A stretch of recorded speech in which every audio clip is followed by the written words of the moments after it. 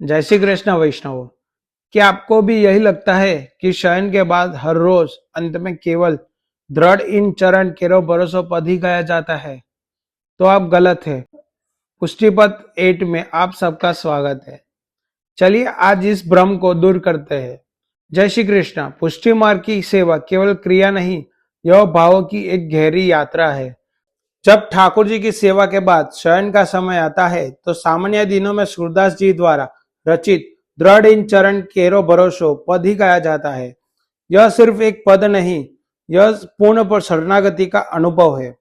भक्त कहता है, हे प्रभु, अब मेरा कोई सहारा नहीं, मुझे केवल आपके और महाप्रभु जी के चरण का ही भरोसा है। जैसे एक छोटा बच्चा माँ की गोद में निश्चित होकर सो जाता है, वैसे ही भक्त महाप्रभु जी के चरणों में अपना सब कुछ छोड़ देता है। इसलिए इस पद को आश्रय पद कहा जाता है। लेकिन जब उत्सव के दिन आते हैं तब वही शयन का समय एक बिल्कुल अलग भाव ले जाता है। घर और मंदिर नंदालय बन जाता है। चारों ओर आनंद, बधाई और उत्सव का वातावरण होता है। और ऐसे समय में शयन के समय गाया जाता है, धन्य रानी जसुमती। उत्सव और बधाई के दिनों में भक्त का भाव बदल जाता है। अब वह केवल शरणागत नहीं रहता, बल्कि एक गोपी या एक सखा बन जाता है। वह माता यशोदा के सुख को अनुभव करता है और भाव में डूबकर कह उठता है, धन्य है वो माँ जिनकी गोद में स्वयं भगवान खिलते हैं। यही तो पुष्टि मार्ग की सुंदरता है। चाह हर सेवा, हर पद, हर क्षण भक्त के भाव के अनुसार बदल जाता है।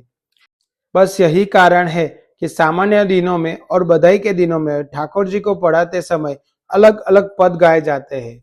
एक में भक्त प्रभु के चरणों में शरण लेता है और दूसरे में प्रभु को अपना बालक मानकर प्रेम से शयन कराता है।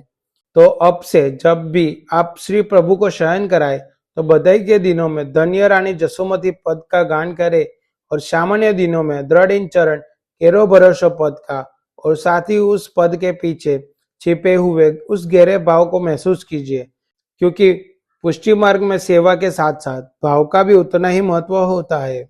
अगर आपको यह जानकारी अच्छी लगी हो तो कमेंट बॉक्स में जय श्री कृष्ण अवश्य लिखें।